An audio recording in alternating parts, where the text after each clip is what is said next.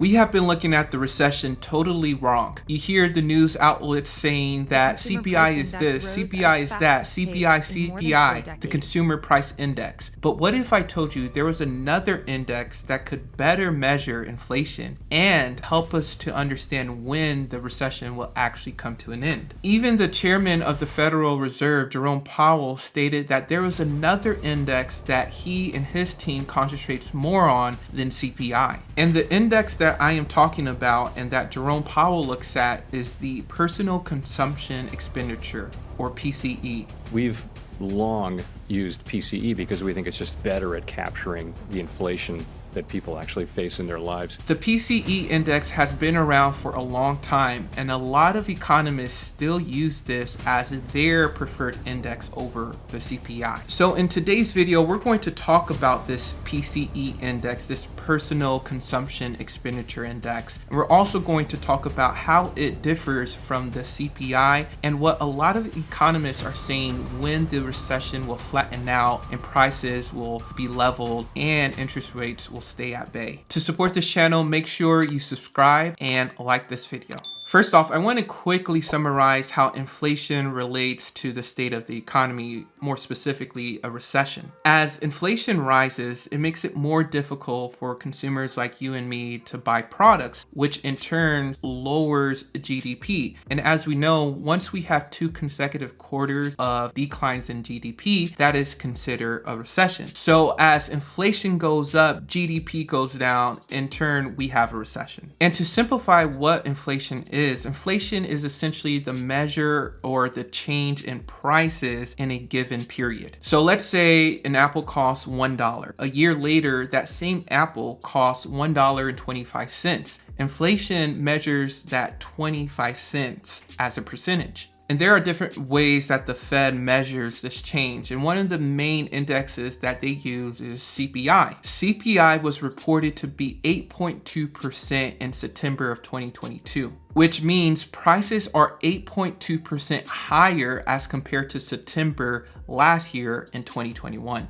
Now, PCE, the Personal Consumption Expenditure, is a little bit different. It was measured at 6.2% in August of 2022. And to define what PCE is, I'm going to go directly to the website that has and holds this index. According to the Bureau of Economic Analysis, where PCE is measured, the Personal Consumption Expenditure Price Index is a measure of prices that people living in the United States or those buying on their behalf pay for goods and services. The PCE price index is known for capturing inflation or deflation across the wide range of consumer expenses and reflecting changes in consumer behavior. Now, that definition sounds very similar to CPI, but there are some telltale signs in that definition that sets it apart and says why the Fed prefers PCE over CPI. Now, in that definition, it states that PCE measures those buying on consumers' behalf. Now, that's one of the first stark differences between PCE and CPI. So PCE not only looks at what I personally buy, but what someone else buys for me. So one of the most common examples of this is healthcare costs. In the CPI report, it only reports how much I'm paying for my healthcare costs out of my own pocket. But let's say you work for a 9-to-5 job, most likely your employer pays a portion of your healthcare costs. The PCE includes that portion your employer pays, where CPI only includes your portion. So you could see why the Fed prefers this over CPI, because that gives us a better view of how much healthcare is costing, not only for consumers, but also for the employers. And I think that's great, because I think as a consumer, as someone watching a video like this, you have to take your mind outside of just being a consumer. Think like a producer and look at a bigger macro view of the economy that, okay, yes, I know I have a cost, but what are other things that are affecting my costs? And let's say I'm an employer now. How much am I paying on other people's behalf for things? Yeah, I just thought that concept of the PCE, including that, was so interesting, because I think it puts on a new, fresh set of eyes on how I look at businesses. The other difference between CPI and PCE is the way they are weighted or measured. CPI compiles tens of thousands of surveys to understand what consumers are buying and how much they're paying for their products and services. PCE mostly looks at the raw data derived from the GDP report to get their prices. That's one of the main reasons why the Fed prefers PCE over the CPI, is that the PCE uses raw data from the tried and true GDP report as opposed to CPI that uses surveys that can be influenced by personal opinions. And a lot of economists just want to look at the numbers. They don't want it to be influenced by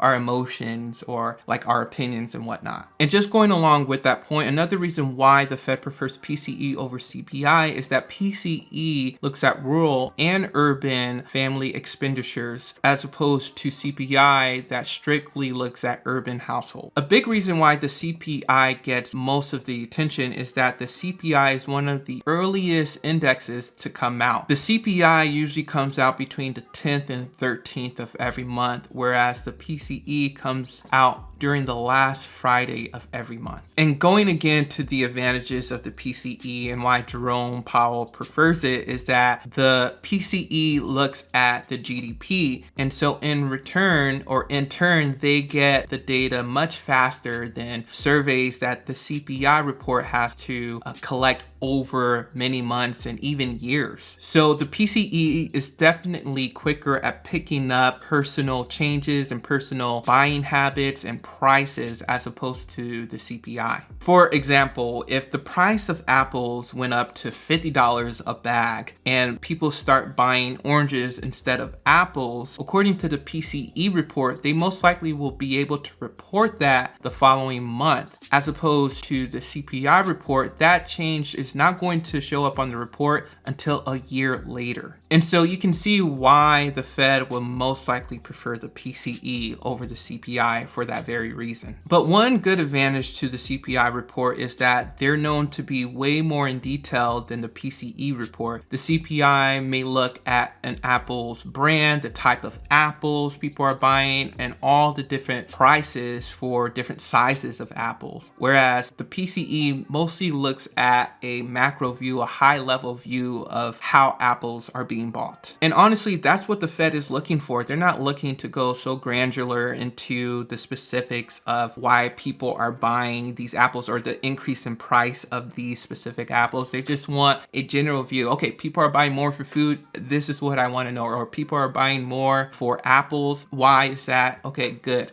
Let's move on. Now, to talk a little bit about how the Fed and other economists are looking at the PCE report is that a lot of economists and analysis are saying that the PCE will stabilize in the springtime of next year. And so that's when we'll see not necessarily normal interest rates, but more of a flattening. So the Fed is not going to hike it 75 percentage point or anything like that, but maybe they'll just level it out and won't jump it up too much. And also that prices will stabilize around that time or even be on their way to going back to normal levels. Now, talking about another index that I found out in my research for this video is the index called PPI. Now, the PPI stands for Producer Price Index. And that measures how much wholesalers or businesses are paying for their cost of goods. And this can be great to see how much producers are buying their products for, because eventually that cost is going to be carried out to the consumers. But one reason why the Fed necessarily don't look at it too much is that a lot of times producers, they add their margins to their prices. And so one company may have this type of profit margin, another company may have a lower or higher type of profit margin. So it's hard for them to exactly see the change in prices because that's interfered by producers putting in their margins in their prices or buying their products because of their margins. The other measure that I looked up that I believe that the Fed is probably going to look at more in the months coming and the year to come is one called nowcasting. Nowcasting essentially looks at prices directly online. And the good thing about that is that the internet has a history of prices for specific goods and services. So for example, if you go to Amazon and you look at a product page and you see its price, there's a history for that page over the past months and years that you can compare to its current value. And so you can currently go online and find this type of information. But one reason why the Fed doesn't heavily depend upon it is that it's not as sophisticated as other indexes, right? It's not like stacked in research and other things like that. Just like, hey, I'm going to look at this page. This is how much this cost. A month ago, it cost that much. And so it's not there yet, but I think in years to come, it may become more popular even with the Fed. At the end of the day, the main reason why CPI is more popular than PCE is just for the reason that I mentioned before in this video, is that CPI is released before PCE, and different news outlets wants to be the first to talk about inflation for the month, and so they use CPI. And CPI is a decent look at how inflation is trending. But the PCE is the Fed go-to index because it gives a macro view of the economy and gives them exactly what they want in an index. All right, everyone, I hope you all enjoyed this video. Make sure you like and subscribe for some awesome content, and comment down below on these different indexes. Do you think the Fed should look at different points in the economy to know how much to hike the interest rates? Do you think the Fed is concentrating too much on this index more than the other index? Or should they be looking at other factors of the economy to make adjustments so we can get out of an inflation and don't get into a heavy recession or even into a depression? All right, I would love to know down below. Talk to you all later.